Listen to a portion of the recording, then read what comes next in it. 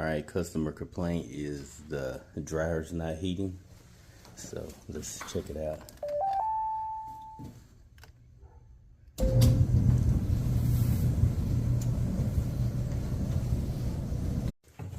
All right, so we pulled the element out. It was bad. This is the element right here.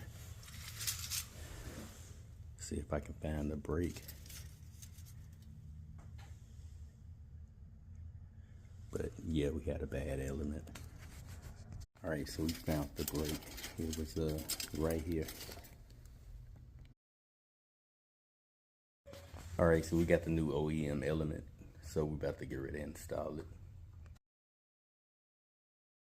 All right, so we got it going. I'm gonna let it run just to see if it heats up. Well, I know it's gonna heat up, but you always wanna check out everything before you leave.